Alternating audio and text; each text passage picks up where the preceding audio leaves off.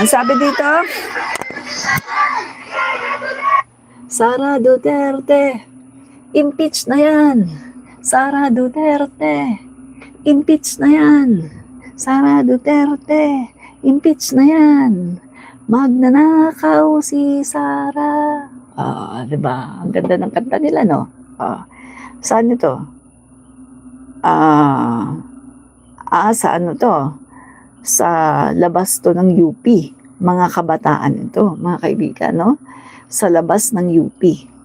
So, mga kabataan yan, guys, ha? Yan. Meron pa eh. Meron pang ano eh. Meron pa ako nakita, guys, eh, na ano, nagcha-chant din sila na si Sara ay dalhin sa mental. Sara dalhin sa mental. Sara dalhin sa mental. Ito.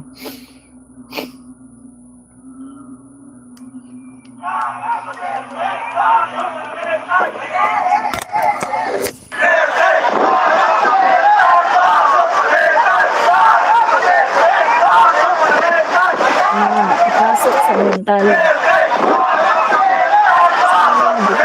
Ipasok sa mental.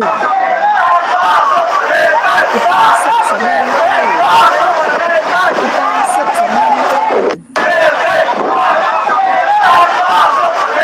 Ipasok sa mental.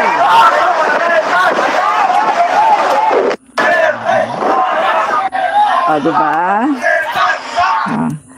So mga guys, ayan yung mga chinachant, no, ng ating mga kababayan. Chinachant nila, no? Yung una, yung pinakita ko sa inyo, yung Sara magnanakaw. Sara magnanakaw. Kumakanta sila, Sara magnanakaw. Pagkatapos yung impeach, Sara magnanakaw. Pagkatapos ito, yung Sara ipasok sa mental. Ayan po yung ginagawa nila, no? Sa rally nung 21 ng September. So, mga kaibigan, nabigo nga po, no, itong mga DDS na gawin yung kanilang balak. Nabigo. At tingnan nyo, mga kaibigan, ha, nag-attempt si Chavit Singson na pumunta sa entablado. Anong ginawa ng mga tao? Boo! Boo! Kurap ka! Magnanakaw ka! Boo! Binu nila ngayon si Chavit Singson. So yung kanyang balak na umakyat sa entablado, siraan si Pangulong Bongbong Marcos at ipanawagan na pabagsakin ang Pangulo, hindi natuloy. Kasi pinalayas siya ng mga nagrarally.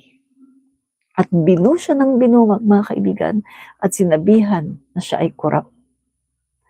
At anong sabi niya? Dapat daw kasi, iisa lang dapat daw yung move ng mga tao. Pabagsakin daw dapat yung pinakamakapangyarihan, si BBM. Yan po ang kanyang yan po yung sinasabi niya eh. Hindi daw kasi mapapabagsak si BBM dahil iba-iba daw ang gusto ng tao. So, ang akala ng mga DDS na ito, mga kaibigan, na yung September 21 ay magiging dahilan para magbago ang presidente. Ito talaga yung kanilang inaasahan, na yung September 21 rally ang makakapagpababa kay PBBM. Ang inaakala nila, mga kaibigan, aayunan sila ng mga dilawan, ng mga pinklawan, at ng mga progressive groups. Ang akala nila, aayunan sila.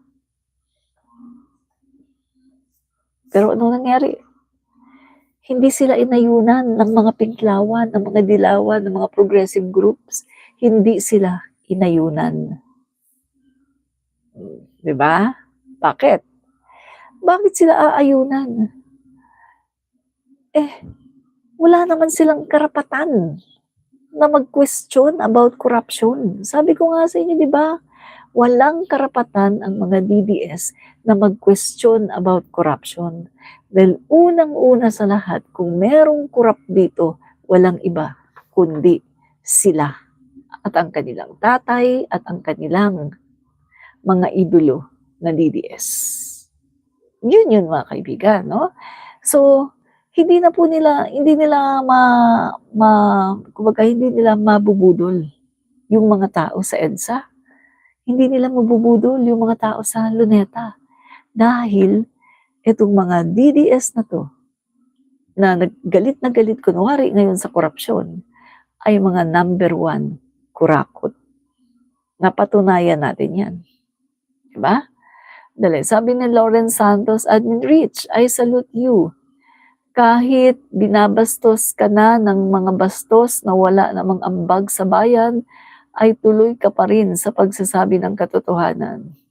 Ay tama ka dyan, Lawrence Santos, no?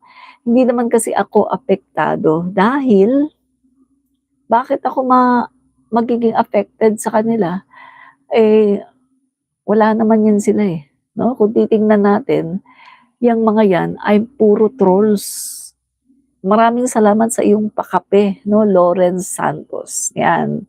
Oh, salamat po sa pakape, Lawrence Santos. Yan. Kaya hindi ako affected kahit na anong sabihin nila sa comment section, no? At saka palagi kong sinasabi na yung kanilang mga komentaryo ng mga kabastusan ay refleksyon ng kanilang pagkatao. Yun lang yun eh.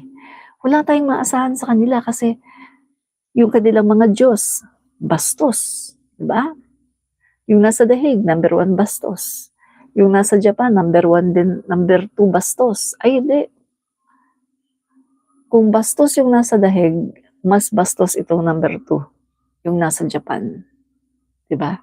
Ibang level yun. Kasi etong nasa Japan na babae, presidente ng impyerno. Samantalang yung nasa dahig, vice president lang yun. Di ba? Yan ang katotohanan. Kaya, Lawrence, hindi nila ako maapektuhan. No? Ang totoo ay ini-encourage ko pa nga sila eh. Ini-encourage ko pa sila na mambastos pa ng mambastos. Itodo nila ang kanilang kabastusan. Kasi yan lang. Gusto kong makita yung maaapektuhan ako sa pambabastos nila. Kaso hindi eh. Hindi ako affected. No? I'm not affected. Kaya para sa akin, kulang pa. More pa. More. Mga DDS, dagdagan niyo pa ang pambabastos kasi kulang pa eh. Hindi ako affected, no? Hindi epektibo ang inyong pambabastos. Yan. Pero ako, I'm very effective to you. Effective ako sa iyo, sa inyong mga DDS. Kasi, nandito kayo, nanonood sa akin. At nandito kayo, pinagtsatsagaan ninyo na mambash at magkomento ng kung ano-ano. Kasi apektado kayo sa sinasabi ko. Make sense? So, tuloy tayo, no? Salamat ulit, Lawrence, sa pakape, no? So, tuloy tayo. So, eto na nga mga kaibigan, no? Si BP Sara Duterte ay marami siyang mga pinagsasabi, no, sa Japan. Kesyo, yung pagpapatalsik daw kay PBBM, kesyo ganito daw, kurakot, ganyan-ganyan, hindi na nahiya ang makapal ang mukha. Yung presidente na sinasabihan niya na patatalsikin, na sakim daw sa power, sa kapangyarihan. Yung presidente na sinasabihan niya na sakim sa kapangyarihan ay 3 taon pa lang. 3 taon pa lang namumuno at hindi patapos ang 6 na taon. Pero siya pinapabagsak niya. Sino ngayon ang sakim sa kapangyarihan? Bumabalik sa kanya. Lahat ng sinasabi niya, bumabalik sa kanya. Kasi siya yung atat na maupo bilang presidente ng Pilipinas kahit hindi pa tapos si PBBM. O, di ba? Siya ngayon yung Sakim. Ah. Pagkatapos, eto pa ha, mga kaibigan ha, binuko niya si Kaufman na nagsisinungaling.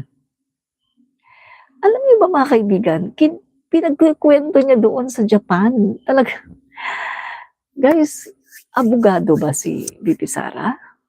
Bakit parang wala siyang utak? Bakit bobo? Literally, bakit bobo si Sara? Binuko niya yung abogado ni Duterte, si Kaufman. Binuko niya, guys. Bakit? Bakit ko nasabi? Di ba yung sinasabi ni Kaufman, pauwiin na si Duterte sa Pilipinas dahil hindi na daw nakakakilala, nakakalimot na daw, parang may Alzheimer's daw, hindi na daw nakikilala pati mga anak, hindi na daw alam kung bakit nasa dahig siya. Ibig sabihin, may problem na. Sa kanyang pag-iisip, nagkakaroon na siya ng Alzheimer's. Pero, sa sinasabi kanina ni VP Sara Duterte, para niyang sinabi na nagsisinungaling si Kaufman. Bakit? Mga guys, nagkukwentuhan daw sila. Alam na alam daw ni dating Pangulong Duterte. At nag-aalala daw si dating Pangulong Duterte sa mga nangyayari daw dito sa korupsyon sa ating bansa. At napagkukwentuhan pa daw nila yung mga love life, yung girlfriend. My God. So, ibig sabihin mga kaibigan, matino ang pag-iisip ni Duterte. Hindi pa siya nakakalimot, wala siyang amnesia. So, ibig sabihin, si Kaufman ay nagsisinungaling. Ngayon mga kaibigan, mapipick up na naman yan ng ICC. Kasi kakalat yan mapipick up ng ICC yan. At malalaman ng ICC na nagsisinungaling si Kaufman. Dahil binuko siya ni Sara. Napanood niyo ba yung speech ni Sara? Binuko niya si Kaufman. Mga kaibigan, na nagsisinungaling. Ang sabi